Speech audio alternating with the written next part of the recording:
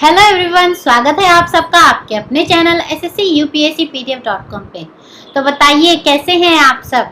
I hope so कि आपको हमारी क्लासेस में सारे कॉन्सेप्ट समझ आ रहे होंगे और आपकी प्रैक्टिस एकदम बढ़िया तरीके से चल रही होगी। तो चलिए बच्चों, बात करते हैं आज की क्लास के बारे में कि आज हम किस टॉपिक के बारे में पढ़ेंगे। तो आज हम पढ़ेंगे मोटिवेशन के बारे में कि मोटिवेशन क्या है। मोटिवेशन मतलब प्रेरणा, या फिर आप इसको हिंदी में बोल सकते हैं अभिप्रेरणा। तो आज हम इसके बारे में चर्चा करेंगे कि क्या होता है मोटिवेशन, कितने प्रकार का होता है और क्यों ज़रूरी है ये बच्चों के लिए, एजुकेशन में इसका क्या रोल है। हर एक चीज़ पे बराबर चर्चा करेंगे, बात करेंगे, डिटेल में पढ़ेंगे, ताकि कहीं से भी कोई भी हमारा क्वेश्चन अगर एग्जाम में आए तो वो छूट ना पाए। तो चलिए बच्चों स्टार्ट करते हैं।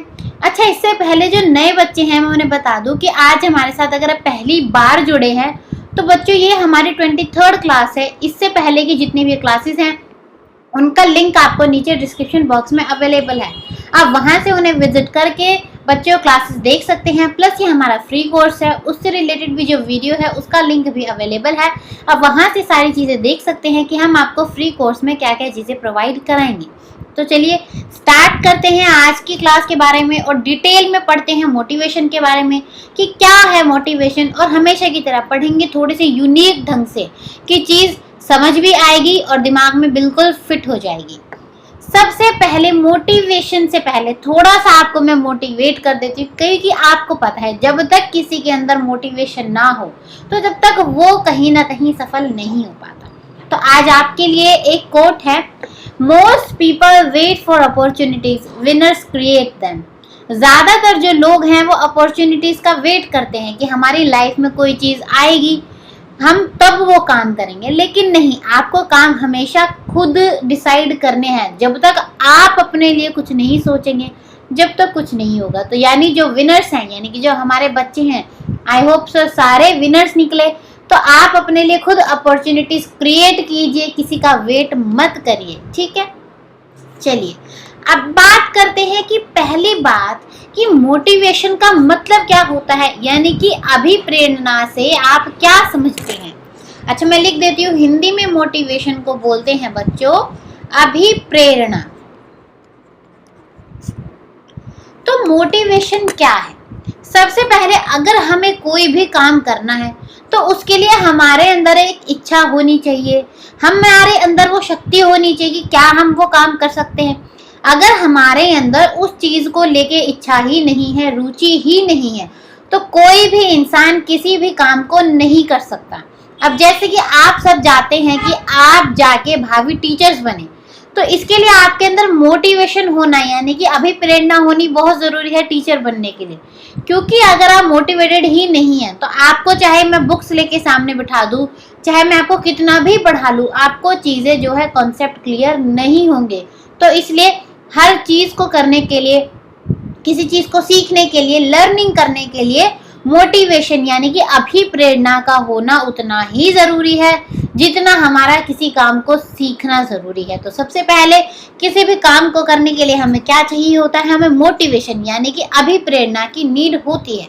तो यहाँ से हम मोटिवेशन को क्या बोल सकते हैं कि motivation is a force that drives us to attain our goal. प्रेरणा एक ऐसा बल है जो हमें हमारे लक्ष्य को पाने के लिए प्रेरित करता है। अभी मैंने आपको क्या बताया कि अगर हमें कोई भी चीज़ को अचीव करना है, हमें सक्सेसफुल होना है, तो उसके लिए हमारा मोटिवेटेड होना बहुत ज़्यादा ज़रूरी है। अब जो स्किनर हैं, हमारे बहुत महान साइकोलॉजिस्ट हैं, उन्होंने क्या बोला है मोटिवेशन के बारे में कि motivation is the super highway of learning. Skinner के अनुसार अभिप्रेरणा सीखने का सुपर हाईवे है, यानी कि अगर किसी को कुछ सीखना है तो उसके लिए उसे मोटिवेटेड होना बहुत ज़रूरी है। अगर कोई इंसान मोटिवेटेड है तो उसका उस काम को करने की स्पीड दुगनी हो जाती है। अगर मोटिवेशन नहीं है तो वो धीरे धीरे रगड़ रगड़ के चलता रहेगा, पता नहीं वो चीज़ कंप्लीट होगी या नहीं होगी। तो यहाँ से हमें मोटिवेशन के बारे में प्रॉपर जानकारी मिल चुकी है, ठीक है। यहाँ तक क्लियर है बिल्कुल। मोटिवेशन के मतलब में कोई कंफ्यूजन तो नहीं है किसी को। चलिए आगे बढ़े, फिर आगे बढ़ते हैं और बात करते हैं अब मोटिवेशनल साइकिल के बारे में, ठीक है।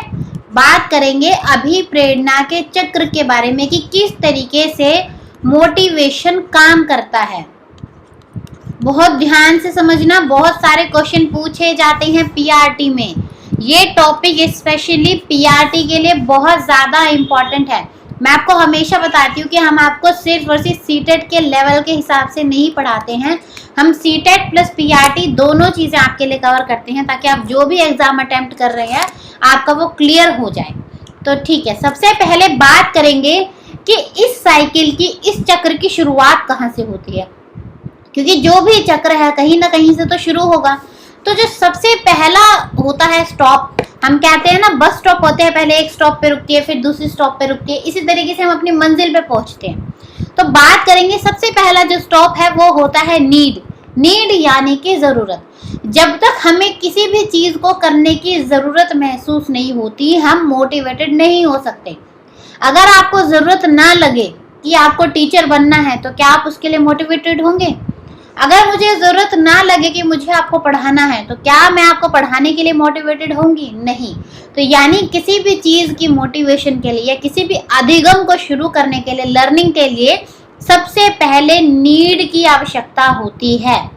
इसके बाद जब हमारे पास किसी चीज़ की नीड होती है तो दूसरा हमारा स्टॉप यहाँ पर आता है ड्राइव। ड्राइव यानी कि प्रबल प्रेरणा। अब मुझे चलो नीड हो गई कि मुझे टीचर बनना है, जैसे कि आप सबको टीचर बनना है, अब मेरे को नीड है, लेकिन हम ड्राइव क्या होगी, मतलब मेरे लिए उत्तेजना क्या होगा, मुझे कौन सी चीज़ है जो फोर्स करेगी। जब मैं और टीचर्स को देखूंगी कि देखो वो सब टीचर जो हैं वो जाके अच्छे अच्छे गवर्नमेंट स्कूल्स में काम कर रहे हैं, अच्छी जगह रिक्रूट है, अच्छी सैलरी ले रहे हैं, सेटल है लाइफ में, तो ये क्या हो गया, ये एक तरीके से आपके लिए ड्राइव यानी कि प्रेरणा का काम करेगा, जिसको देखकर आपके अंदर और ज्यादा मोटिवेशन फिल होगी। तो यानी कि दूसरा आपका स्टॉप हो जाएगा मोटिवेशनल साइकिल में ड्राइव। तीसरा होता है अराउजल यानी कि प्रोत्साहन। अब आपने दूसरे टीचर्स को तो देख लिया कि कितनी अच्छे अच्छे गवर्नमेंट स्कूल में वो काम कर रहे हैं, अच्छा खासी जॉब पे काम कर रहे हैं, तब आपके अंदर प्रोत्साहन आएगा, यानी आपके अंदर अराउजल होएगी, आपकी मोटिवेशन बढ़ेगी और ज़्यादा डेवलप होगी कि मुझे अब और ज़्यादा मेहनत से काम करना है।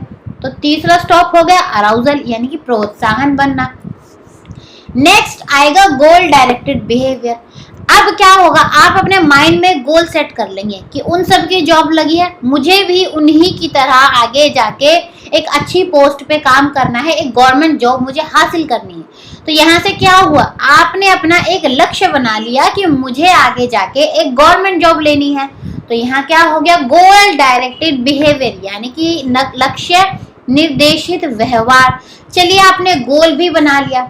इसके बाद नेक्स्ट आएगा अचीवमेंट। अब क्या होगा, आपने अपना गोल सेट कर लिया, आप सब बहुत मेहनत लगा के पढ़ेंगे, प्रैक्टिस करेंगे, मॉक टेस्ट करेंगे, क्लासेस देखेंगे, बार बार रिवीजन करेंगे, तो उससे क्या होगा, एक दिन ऐसा आएगा कि आप अपना लक्ष्य को जो है पा लेंगे, अचीव कर लेंगे। तो वहां पर क्या होगी, आपकी अचीवमेंट हो जाएगी, आपकी उपलब्धि हो जाएगी। और जब आप किसी चीज को पा लेंगे तो उसके बाद क्या होगा, रिडक्शन ऑफ अराउजल होगा, यानी कि जो आपके अंदर एकदम मोटिवेशन उठा था वो धीरे धीरे कम हो जाएगा। क्योंकि देखो अब मैं टीचर बन चुकी हूँ, तो क्या मेरे अंदर टीचर बनने के लिए और ज्यादा मोटिवेशन रहेगा? नहीं, मैं तो ऑलरेडी टीचर बन गई हूँ, तो मुझे क्यों अब टीचर बनने के लिए और ज्यादा मोटिवेटेड फील हो। तो यहाँ पर क्या होगा, आपकी उत्तेजना कम हो जाएगी, आपका जो अराउजल है वो कम हो जाएगा। यहाँ पर खत्म होती है आपकी एक साइकिल।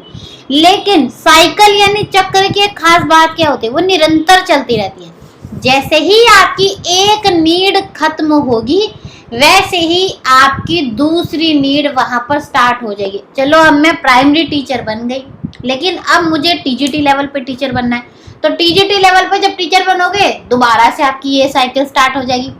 फिर जब आप टीजीटी भी बन जाओगे, चलो आपकी दूसरी नीड भी खत्म होगी, फिर आप क्या कहोगे, नहीं यार मुझे पीजीटी भी बनना है। तो वहां से क्या होगा, आपकी एक और नई मोटिवेशनल साइकिल स्टार्ट हो जाएगी।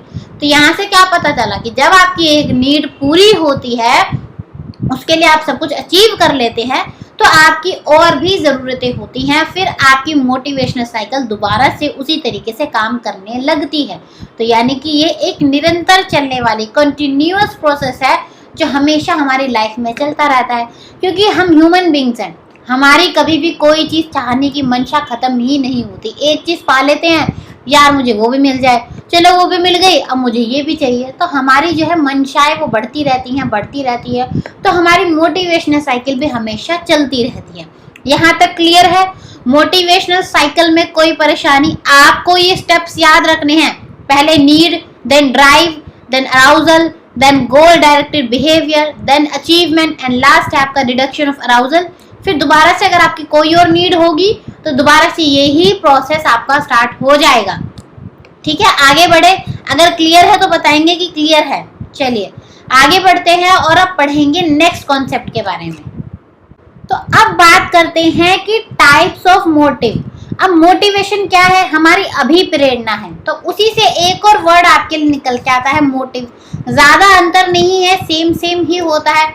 वो तो कहलाएगा अभिप्रेरणा और आप इसको कह सकते हैं प्रेरणा। ठीक है, तब हम पढ़ेंगे ये कितने प्रकार के होते हैं। तो सबसे पहला होता है बायोलॉजिकल मोटिव। बायोलॉजिकल यानी कि आपकी जो जैविक प्रेरणा होती है। और दूसरा प्रकार होता है हमारा साइको सोशल मोटिव, यानी कि हमारी सामाजिक प्रेरणा। हम अपने जीवन में मेन दो तरीके के मोटिव को पूरा करने के लिए काम करते हैं। दो तरीके की प्रेरणा हम हमेशा रखते हैं। पहला क्या है? बायोलॉजिकल, यानी कि जो जीवन रूप के लिए, जीने के लिए हमारे जो चीजें जरूरी है हम उनके लिए मोटिवेटेड रहते हैं। जैसे कि अगर आप प्यासे हैं तो ये क्या है? आपके जीने के लिए जरूरी है, तो आप मोटिवेटेड रहेंगे कि अगर आपको प्यास लगी है तो आपको जाके उठ के पानी लेके आना पड़ेगा। यहाँ क्या है? आप मोटिवेटेड हैं। समझना, आप जितनी भी चीजें करते हैं अपनी लाइफ में, हर एक चीज में मोटिवेशन होता है। अगर किसी भी चीज के लिए मोटिवेशन नहीं है तो आप वो काम करेंगे ही नहीं, आप वहां बैठे रहेंगे। दूसरा, अगर आपको भूख लगी है तो यहाँ पर क्या होगा? आप मोटिवेटेड होंगे कि मुझे भूख लगे, या तो मैं खाना बनाऊं या फिर अगर बना हुआ रखा है तो मैं उसे लेकर आऊं और मैं उसे खाऊं। अपने आप तो नहीं होगा ना, भूख लगा और अपने आप ही शांत होगी, नहीं। तो यानी यहाँ से क्या क्लियर हुआ कि पहला होता है बायोलॉजिकल मोटिव, यानी कि जो आपका जीवन जीने के लिए चीजें जरूरी हो वो आती हैं जैविक प्रेरणा के अंदर। वहीं दूसरे पक्ष की अगर बात करें हम, तो बच्चों दूसरा होता है साइको सोशल मोटिव, यानी कि सामाजिक प्रेरणा, जो हमारे जीवन जीने के लिए तो जरूरी नहीं है कि मतलब अगर वो चीजें नहीं मिली तो हम मर जाएंगे, लेकिन वो हमारे समाज में सेटिस्फेक्शन के लिए, हमारी ये पर्सनल नीड्स के लिए, हमारी स्वयं सेटिस्फेक्शन के लिए ये बहुत ज़्यादा ज़रूरी होती है। अब जैसे कि अगर मैं आपको एग्जांपल लूँ कि मैं चाहती हूँ कि मैं अचीवमेंट यानी कि उपलब्धि हासिल करूँ अपनी लाइफ में, मैं चाहती हूँ कि मैं बहुत ज़्यादा सक्सेसफुल बनूँ, बहुत ज़्यादा मैं सफल बनूँ। ठीक है, तो यहाँ से क्या होगा? आप जो है साइको सोशल मोटिव अपना पूरा करेंगे कि मुझे अचीवमेंट पानी है, मुझे एक समाज में रिस्पेक्ट वाली जगह पे रहना है। दूसरा, अगर आप चाहते हैं कि मेरे पास पावर हो, मेरे पास शक्ति हो, सब मेरी रिस्पेक्ट करे, तो ये भी क्या है? ये आपकी पर्सनल नीड है, यानी कि यहाँ पर आपका साइको सोशल मोटिव पूरा हो रहा है। देखो यहाँ पे सोशल वर्ड आ रहा है, तो यानी समाज में जब आप एक बेहतर तरीके से दूसरों को दिखने के लिए काम करते हैं, दूसरों के आगे अपनी इज्जत, अपना रुतबा बढ़ाने के लिए काम करते हैं, तो वो सारी चीजें आती हैं साइको सोशल मोटिव में, यानी कि सामाजिक प्रेरणा के अंदर। यहाँ से क्लियर है, दो प्रकार के मोटिव हैं। ठीक है, पहला बायोलॉजिकल हो गया, दूसरा हो गया आपका साइको सोशल। ध्यान रखना, कोई भी सीटेट को जो सिर्फ पढ़ा रहा है वो सारी चीजें नहीं पढ़ाएगा। मेरी गारंटी है कि सबसे ज्यादा डाटा हम आपको प्रोवाइड करा रहे हैं। हमारे जितना डाटा आपको कहीं नहीं मिलेगा जो पीआरटी लेवल तक का आपको पढ़ा रहा है। चलिए अब बात करते हैं टाइप्स ऑफ मोटिवेशन के बारे में। अभी तो हमने पढ़ा था कि किस तरीके के मोटिव को पूरा करने के लिए हम काम करते हैं। अब हम पढ़ेंगे कि प्रेरणा, अभिप्रेरणा कितने प्रकार की होती है। ठीक है, चलिए अब इस पे बात करेंगे। तो सबसे पहले है यहाँ पे एक्सट्रिंसिक मोटिवेशन, इसको हिंदी में बोलते हैं बच्चों बाह्य अभिप्रेरणा। अब इसका मतलब क्या होता है? ये बाह्य यानी एक्सट्रिंसिक मोटिवेशन क्या है? तो इसका मतलब है जब आप मोटिवेटेड रहते हैं, यानी कि जब आपको बाहर से कोई और प्रोत्साहन मिले, आपको एक्स्ट्रा कोई मोटिवेशनल मिले किसी काम को करने के लिए, तो वो आता है एक्सट्रिंसिक यानी कि बाह्य अभिप्रेरणा के अंदर। अब जैसे कि आप पिक्चर में देख सकते हैं, यहाँ पर क्या है, बच्चा पढ़ रहा है। किस लिए पढ़ रहा है? कि मुझे A+ ग्रेड लाना है, मुझे सबकी शाबाशी लेनी है, सब मेरी तारीफ करें। तो ये क्या है, A+ ग्रेड उसे कोई और देगा, शाबाशी उसे कोई और देंगे। तो यहाँ पर क्या है, वो एक्सटर्नल रिवॉर्ड्स के लिए, यानी कि बाहरी दुनिया से जो उसे पुरस्कार मिलेंगे, जो उसे पैसा मिलेगा, जो उसे इज्जत मिलेगी, वो उसके लिए काम कर रहा है। तो सीधा सीधा मतलब क्या है, जब बच्चा खुद से नहीं बाहरी दुनिया की वजह से मोटिवेटेड होता है, तो वो आता है एक्सट्रिंसिक मोटिवेशन में, यानी कि अलग परिणामों के लिए कुछ करे। जैसे बच्चा बर्तन साफ कर रहा है, अच्छा अगर मैं बर्तन साफ कर दूं तो मम्मी मुझे पैसे देगी, या फिर मम्मी मुझे फोन दे देगी गेम खेलने के लिए अगर मैं घर का काम करूंगा। तो यहाँ पर क्या हुआ, बच्चा जो है बाहरी रूप से मोटिवेटेड है। पहला प्रकार तो हो गया ये। अब दूसरा प्रकार होता है इसका इंट्रिंसिक मोटिवेशन, यानी कि आंतरिक अभिप्रेरणा। ये दो ही प्रकार के होते हैं, याद रखना। पहला होता है एक्सट्रिंसिक यानी कि बाह्य, दूसरा होता है इंट्रिंसिक यानी कि आंतरिक। इसको आप एक्सटर्नल या फिर इंटरनल मोटिवेशन के नाम से भी जान सकते हैं। अब इंट्रिंसिक में क्या होगा कि जो बच्चा है वो बाहरी रूप से, बाहरी दुनिया से कुछ मिले इसके लिए मोटिवेटेड नहीं होगा, वो अपनी खुद की सेटिस्फैक्शन के लिए मोटिवेटेड होगा कि अगर मुझे पढ़ना है तो मैं क्यों पढ़ रहा हूँ, मुझे अच्छा लगता है, बस इसलिए नहीं कि मुझे जॉब मिल जाएगी, मेरे को पैसा मिलेगा, मुझे फेम मिलेगा, नहीं, मैं पढ़ रही हूँ क्योंकि मुझे अच्छा लगता है, यानी मैं अंदर से मोटिवेटेड हूँ किसी काम के लिए, मुझे बाहर से कोई रिवॉर्ड नहीं चाहिए। तो यानी जहाँ पर हमें पर्सनल सेटिस्फेक्शन मिले, यानी कि व्यक्तिगत संतुष्टि मिले, हमें आनंद मिले, यानी जॉय मिले। जैसे कि बच्चा रेस लड़ रहा है, प्राइज के लिए नहीं, बस मुझे रेस करना अच्छा लगता है, मुझे अच्छा लगता है कॉम्पिटिशन्स में जाना, स्पोर्ट्स खेलना। तो ये क्या हो गया कि बच्चा जो है यहाँ पर इंट्रिंसिक मोटिवेटेड है। अब आप जब सारे बच्चे जो हैं, आप गवर्नमेंट जॉब के लिए तैयारी कर रहे हैं, आप पढ़ रहे हैं, तो आप सभी के सब जो है वो एक्सट्रिंसिक मोटिवेटेड है। क्यों पढ़ रहे हैं? क्योंकि आपको बदले में जॉब चाहिए। गारंटी है कोई भी बच्चा इसलिए तो नहीं पढ़ रहा होगा ना कि नहीं मुझे तो पढ़ना अच्छा लगता है, नहीं, सारे बच्चे इसलिए पढ़ रहे हैं क्योंकि हमें आगे जाके भविष्य में जॉब लेनी है, हमें भविष्य में सेटल होना है, हमें पैसे कमाने हैं। तो ये एक बहुत बेहतर, बहुत ही बढ़िया एग्जाम्पल है आपके लिए एक्सट्रिंसिक मोटिवेशन का। तो यहाँ से क्लियर है कि दो प्रकार के मोटिवेशन होते हैं। ध्यान रखना, मोटिव और मोटिवेशन में कंफ्यूज नहीं होना। मोटिवेशन होते हैं एक्सट्रिंसिक और इंट्रिंसिक, वहीं मोटिव होते हैं आपके बायोलॉजिकल और साइकोसोशल, यानी कि जैविक और सामाजिक। यहाँ तक क्लियर है? कोई डाउट है मन में तो पूछ लो। अब बात करेंगे नेक्स्ट सिद्धांत के बारे में कि मोटिवेशन किन प्रिंसिपल्स पे काम करता है।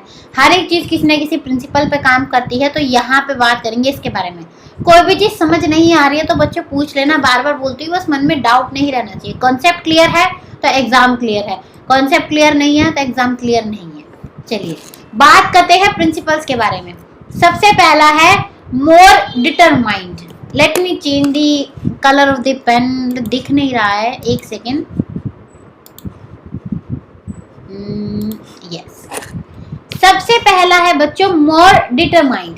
यहाँ पर क्या है कि यहाँ पर बोला गया है कि कोई भी अगर बच्चा मोटिवेटेड होता है, यानी कि अगर उसके अंदर अभिप्रेरणा होती है, तो वो किसी भी काम के लिए ज्यादा डिटरमाइंड होके, यानी कि ज्यादा मेहनत करके काम करता है, उसके अंदर और ज्यादा जो है मेहनत करने की भावना आ जाती है कि मुझे और ज़्यादा फोकस होके पढ़ना है, और ज़्यादा डिटरमाइन होके मेरा काम करना है, ताकि मैं जो चीज़ चाहता हूँ वो अचीव कर सकूँ। दूसरा है गोल ओरिएंटेड, यानी कि ये लक्ष्य निर्धारित होता है, लक्ष्य बच्चा जो है पूरा करना चाहता है। अब मैंने आपको क्या बताया, आप सबका क्या लक्ष्य है कि हम टीचर बनना चाहते हैं, तो इसलिए ही आप मोटिवेटेड है। तो यानी कि मोटिवेशन क्या होता है, हमेशा उसके लिए एक आगे लक्ष्य होता है, गोल होता है, जिसको काम करने के लिए हम मोटिवेटेड होते हैं और हम मेहनत करते हैं। अगला पॉइंट है combination of intrinsic and extrinsic, यानी कि ये एक कॉम्बिनेशन होता है बाह्य और आंतरिक अभिप्रेरणा का। यहाँ पर क्या होता है, कई बार जब आप काम करते हैं तो कई बार आप एक्सट्रिंसिक मोटिवेटेड होते हैं, यानी बाहरी रूप से मोटिवेटेड होते हैं, कई बार आप आंतरिक रूप से मोटिवेटेड होते हैं। तो यानी कि दोनों चीज के कॉम्बिनेशन की वजह से कोई भी इंसान जो है वो मोटिवेटेड फील करता है। अगला है रिक्वायर्स नॉलेज। अब देखो, किसी भी काम को करना है तो उसके लिए नॉलेज यानी कि उस चीज का ज्ञान होना बहुत जरूरी है। अगर आप टीचर बनना चाहते हैं और आपको यही नहीं पता, ज्ञान ही नहीं है, नॉलेज ही नहीं है, क्या पढ़ना है, कैसे पढ़ना है, कहाँ से पढ़ना है, किस तरीके से तैयारी करें, तो क्या मोटिवेटेड होने का कोई फायदा है? नहीं।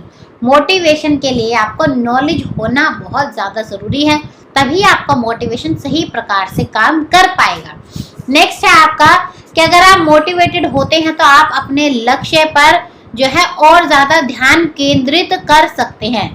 ये सेम बच्चों वही है डिटरमाइंड की तरह की, अगर आप मोटिवेटेड है तो ज़्यादा फोकस्ड होकर काम करेंगे या फिर आप और ज़्यादा डिटरमाइंड होकर काम करेंगे। ठीक है। नेक्स्ट है बच्चों पॉजिटिव बिहेवियर, यानी कि सकारात्मक व्यवहार।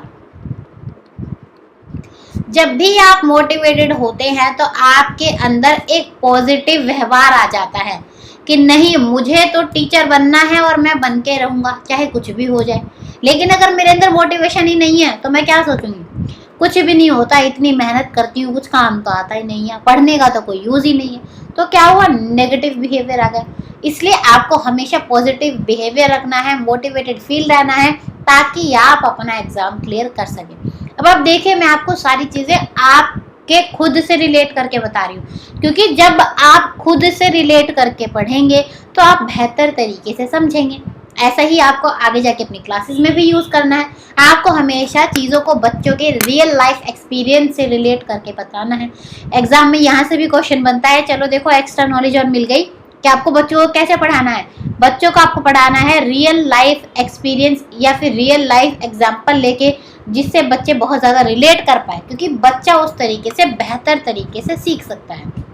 यहाँ तक क्लियर है कि किन सिद्धांतों पे जो है मोटिवेशन काम करता है। आगे बढ़ते हैं, अब बात करते हैं टेक्निक्स के बारे में। चलिए, बच्चा तो मोटिवेटेड है, लेकिन एज अ टीचर आप क्या कर सकते हैं कि आप बच्चे की मोटिवेशन को बढ़ा सकें, क्योंकि सिर्फ और सिर्फ बच्चे का ही काम नहीं है कि खुद मोटिवेटेड फील करें। एज अ टीचर आपका बहुत बड़ा रोल है बच्चे को मोटिवेट करने के लिए, अभिप्रेरणा देने के लिए।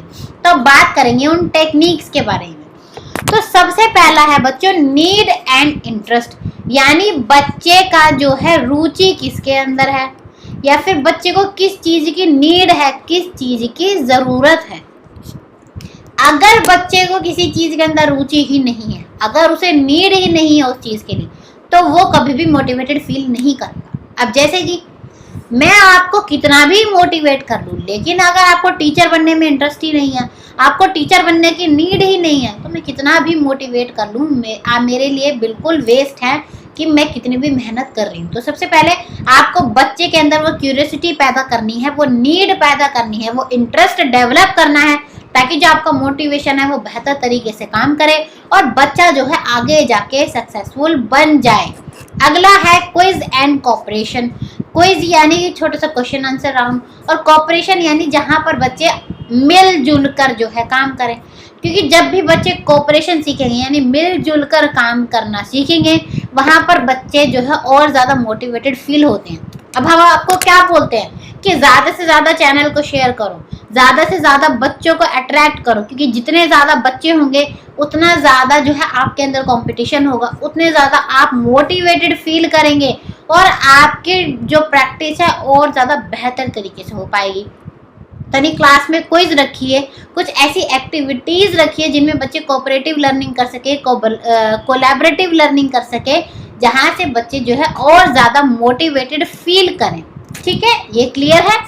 थर्ड है आपका बच्चों रिवॉर्ड्स एंड पनिशमेंट, यानी कि अगर कोई बच्चा किसी चीज़ में महारत हासिल करता है, किसी टास्क में सक्सेसफुल होता है, या फिर आप चाहते हैं वो चीज़ पूरा करे, तो आप क्या करेंगे कि चलिए आज जो बच्चा सबसे बेहतर परफॉर्म करेगा उसके लिए क्लास में जो है क्लैपिंग करवाई जाएगी। तो ये क्या हो गया, बच्चे के लिए रिवॉर्ड हो गया, बच्चा और ज्यादा मोटिवेटेड फील करेगा।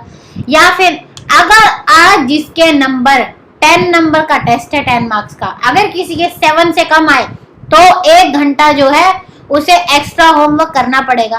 तो पनिशमेंट भी देखना एज अ मोटिवेशन काम करेगी कि भाई अगर मैंने आज टेस्ट अच्छा नहीं किया तो भाई 1 घंटा ज्यादा पढ़ाई करनी पड़ेगी। तो यानी आप रिवॉर्ड एंड पनिशमेंट के थ्रू भी बच्चों के अंदर मोटिवेशन डेवलप कर सकते हैं।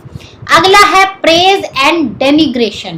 प्रेज एंड डेनिग्रेशन का होता है मतलब प्रेज यानी कि किसी की तारीफ करना, और डेनिग्रेशन का मतलब होता है किसी की निंदा करना। यहाँ पर हम रिवॉर्ड्स का भी लिख देते हैं। रिवॉर्ड्स यानी कि पुरस्कार, और पनिशमेंट यानी कि बच्चों को दंड देना। ठीक है, अगर आप किसी बच्चे की प्रेज करते हैं तो देखना, अब जैसे मैं कभी भी किसी बच्चे की तारीफ करती हूँ, well done, keep it up, तो आप क्या होता है, अब मोटिवेटेड फील करते हैं कि नहीं जो मैं कर रही हूँ मेरे टीचर को अच्छा लग रहा है, मैं और ज़्यादा मेहनत करूँगी ताकि मेरी टीचर को और ज़्यादा अच्छा लगे कि देखो मैं मेहनत कर रही हूँ, वो मेरी मेहनत से भी सेटिस्फाइड है। तो आपको क्या करना है, बच्चों को बात बात पे प्रेज करना है, उनकी तारीफ करनी है। देखो एक तो तारीफ करने से भी मोटिवेटेड फील होगा, दूसरा जरूरी नहीं है कि हमेशा तारीफ करने से ही बच्चे को मोटिवेटेड किया जा सके। आप अगर बच्चे की निंदा करते हैं, उन्हें अगर आप डेनिग्रेट करते हैं तो भी वो मोटिवेटेड फील कर सकता है, लेकिन एक लिमिट तक ही उनकी निंदा करनी है। ये नहीं कि हमेशा ही तुम तो कुछ नहीं कर सकते, तुम तो कुछ नहीं कर सकते, इस तरीके से नहीं। आपको कैसे बोलना है कि चलो कोई नहीं, इस बार मार्क्स नहीं आए लेकिन मुझे अगली टाइम ऐसे इतना गंदा स्कोर नहीं चाहिए, मुझे चाहिए कि अगली बार आपकी परफॉर्मेंस बहुत अच्छी रहे। तो यहाँ पर क्या हुआ, आपने निंदा भी कर दी लेकिन बच्चे को समझा भी दिया, तो इससे क्या है, बच्चा मोटिवेटेड फील करेगा कि नहीं देखो आज तो मेरी मैडम मेरी परफॉर्मेंस से खुश नहीं थी, लेकिन मुझे आगे जाके उन्हें खुश करना है, मेरे पेरेंट्स खुश हो, मेरे टीचर खुश हो, मेरे फ्रेंड्स खुश हो मेरी परफॉर्मेंस से। तो यहाँ से क्या हुआ, आप किसी की तारीफ और निंदा यानी कि प्रेज और डेनिग्रेशन करके भी उसको मोटिवेटेड फील करा सकते हैं। ठीक है, यहाँ तक क्लियर है क्या टेक्निक्स है मोटिवेशन की? बढ़िया तरीके से समझाया जा रहा है। अगर फिर भी समझ नहीं आ रहा तो पूछ लेना, बार बार बोलती हूँ पूछ लेना। ठीक है, आगे बढ़ते हैं और पढ़ते हैं और कुछ चीजें मोटिवेशन के बारे में। चलिए अब आते हैं मोटिवेशन की थ्योरीज के बारे में, क्योंकि थ्योरी से बहुत ज्यादा क्वेश्चन बनते हैं, बहुत तरीके से बच्चों को कंफ्यूज करके थ्योरी से क्वेश्चन पूछे जाते हैं। तो थ्योरी को बहुत ध्यान से समझना, बहुत ज्यादा इम्पोर्टेंट थ्योरी है मोटिवेशन के अंदर, ये स्पेशली पीआरटी के लिए बहुत बहुत बहुत ज्यादा जरूरी है ये थ्योरी। ठीक है, तो बात करते हैं मैस्लो की हायरार्की ऑफ नीड्स के बारे में, यानी कि आवश्यकताओं का पदानुक्रम।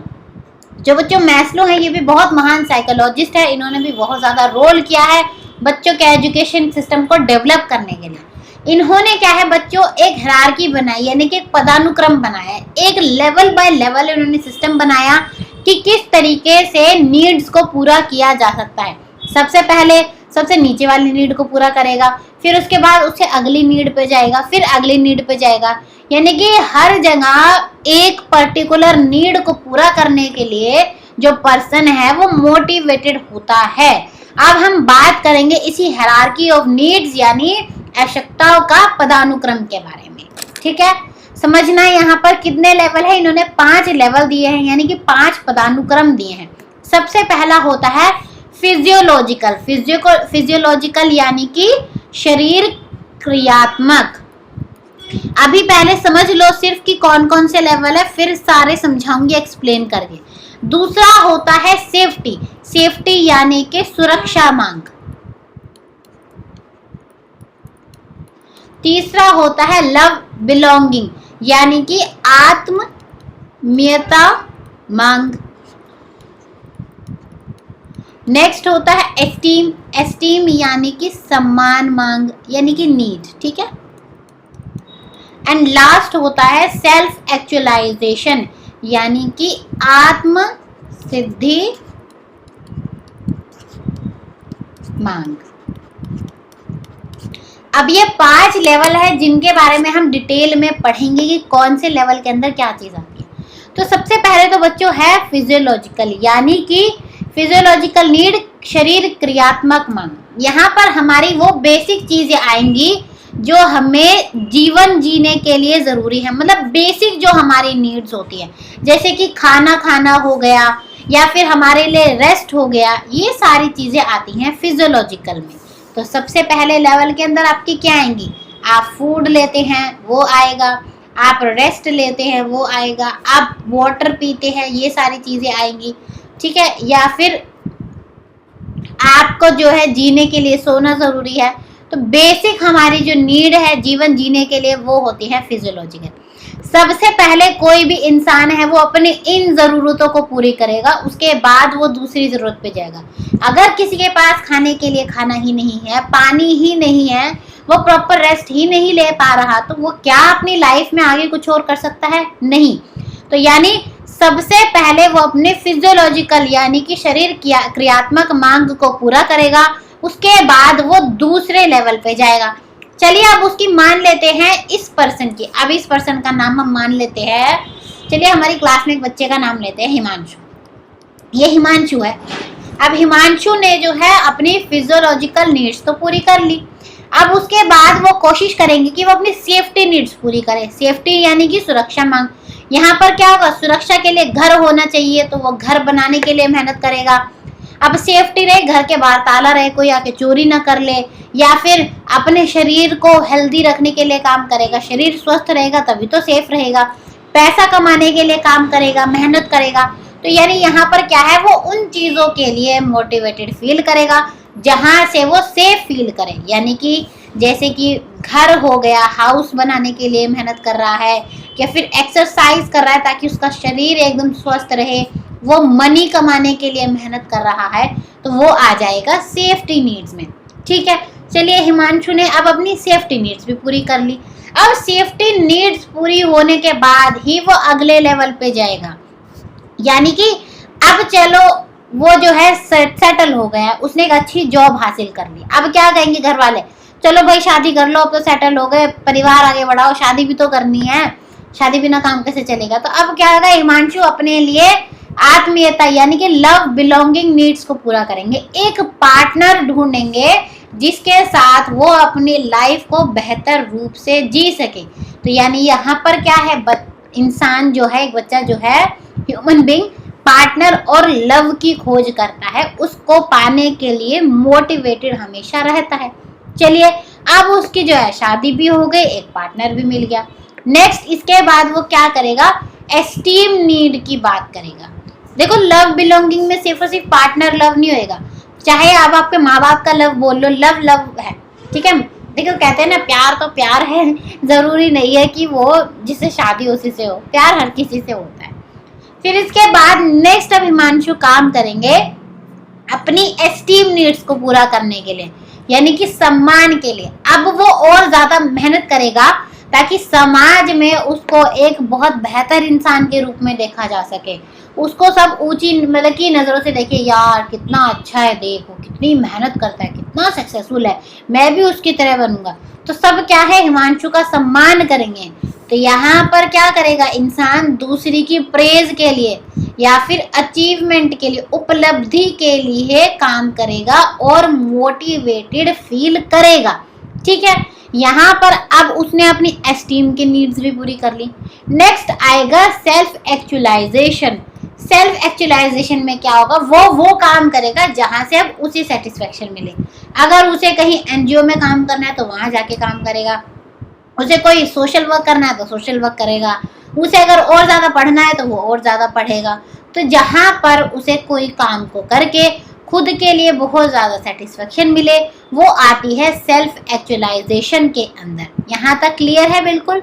अब देखो यहाँ पर क्या है, सबसे पहले लेवल के हिसाब से ही इंसान जाएगा। अगर किसी को बेसिक फूड खाने को नहीं मिल रहा, उसके पास रहने को घर ही नहीं है, तो क्या कहीं बाहर चला जाएगा एनजीओ में सेवा करने के लिए, या फिर शादी करने की सोचेगा, पार्टनर ढूंढने की सोचेगा, या फिर सोचेगा मैं बड़े बड़े काम करूं। सबसे पहले वो अपनी बेसिक नीड पूरी करेगा यानी फिजियोलॉजिकल, फिर इसके बाद वो अपनी सेफ्टी नीड्स को पूरी करेगा, फिर लव बिलोंगिंग नीड्स को पूरी करेगा, देन एस्टीम नीड्स को पूरी करेगा। उसके बाद एंड में जाके वो सेल्फ एक्चुअलाइजेशन की नीड्स को पूरी करेगा। ठीक है, यहाँ तक क्लियर है। कोई भी परेशानी इस थ्योरी को समझने में, कोई ऐसी कंफ्यूजिंग थ्योरी नहीं है। बहुत आसान से आपको एग्जाम्पल दे दे के क्लियर करा दी गई है थ्योरी। अगर फिर भी कहीं कंफ्यूजन है बच्चों तो पूछ लेना। क्वेश्चन की प्रैक्टिस भी हम करा देंगे कि किस तरीके से क्वेश्चन आपको थ्योरी से बन सकते हैं। बस आपको क्या करना है, ध्यान से इसे समझना है, ठीक है। तो चलिए आगे बढ़ते हैं। आज अभी फिलहाल तो आज का कॉन्सेप्ट हमारा मोटिवेशन के लिए इतना ही था, लेकिन मोटिवेशन चैप्टर अभी ख़त्म नहीं हुआ है। अभी बहुत सी चीज़ें हमें मोटिवेशन के बारे में पढ़नी है, जिनके बारे में हम आगे आने वाली क्लासेस में चर्चा करेंगे। चलिए अब हम एक अपना छोटा सा एज यूजुअल जो हमारा रिचुअल है, हमारा क्वेश्चन आंसर राउंड हम खेलेंगे, क्विज खेलेंगे, देखेंगे कितने बच्चों के कॉन्सेप्ट हो गए हैं क्लियर या फिर कितने बच्चों के अंदर रह गया है नॉलेज में गैप। तो चलिए स्टार्ट करते हैं अपना पर्सनल कौन बनेगा क्विजपति।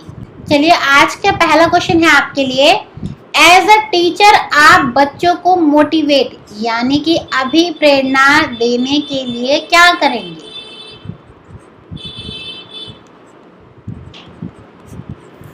ऑप्शन ए, आप उनको रिवॉर्ड्स देंगे यानी कि पुरस्कार देंगे। ऑप्शन बी, आप उन्हें गाइडेंस देंगे यानी कि उनका मार्गदर्शन करेंगे बस। ऑप्शन सी है कि आप जो हैं उन्हें बोलेंगे कि आप जाके घर से खुद अपना होमवर्क करके लाना, बस सिंपल बोल देंगे कि जाके गृह कार्य करना अपना। या फिर ऑप्शन डी है कि आप क्लास में बड़ी बड़ी स्पीच देंगे यानी कि भाषण देंगे कि मोटिवेटेड होना चाहिए, ये करो वो करो, ठीक है। जो सही ऑप्शन आपको लगता है आपके हिसाब से वो आप टिक करेंगे, फिर मैं बताऊंगी कि इसका क्या आंसर होना चाहिए था, ठीक है। चलिए नेक्स्ट क्वेश्चन है। अभी मैं आपको 4 ऑप्शन दूंगी और आप बताएंगे सबसे ज़्यादा इनएप्रोप्रिएट मेथड यानी कि सबसे ज़्यादा अनुचित मेथड कौन सा है किसी भी बच्चे को मोटिवेट करने के लिए। ऑप्शन ए कि आप बच्चे को पनिशमेंट देंगे, आपको सबसे ज़्यादा इनएप्रोप्रिएट बताना है। ऑप्शन बी, आप बच्चों को रिवॉर्ड्स देंगे। ऑप्शन सी, आप बच्चे को प्रेज भी करेंगे एंड ब्लेम भी करेंगे, मतलब निंदा भी करेंगे उसकी और तारीफ भी करेंगे। एंड ऑप्शन डी है, आप उसको नॉलेज देंगे उसके प्रोग्रेस के बारे में यानी कि उसके परफॉर्मेंस के बारे में आप उसे बताएंगे, ठीक है। नेक्स्ट क्वेश्चन है आपके लिए कि मोटिवेशन कैसा प्रोसेस है इवैल्यूएशन के लिए यानी कि मूल्यांकन के लिए, किसी भी चीज़ को बच्चे को मूल्यांकन करने के लिए मोटिवेशन क्या है। ऑप्शन ए, ये एक बेसिक प्रोसेस है। ऑप्शन बी, ये प्राइमरी प्रोसेस है। ऑप्शन सी, ये ऑप्शनल प्रोसेस है। या फिर ऑप्शन डी, ये इंडिविजुअल प्रोसेस है। सॉरी, प्रोसेस नहीं, पर्पस, ठीक है। चलिए नेक्स्ट क्वेश्चन की तरफ बढ़ते हैं। नेक्स्ट क्वेश्चन है कि मोहित को बच्चों को पढ़ाना बहुत ज़्यादा पसंद है, इसलिए वो बीएड के एंट्रेंस एग्ज़ाम की तैयारी कर रहा है। तो आप बताइए वो कैसे मोटिवेटेड है। पहला ऑप्शन, वो इंटरनल यानी कि इंट्रिंसिक मोटिवेटेड है। बी ऑप्शन, वो एक्सट्रिंसिक यानी कि एक्सटर्नली मोटिवेटेड है।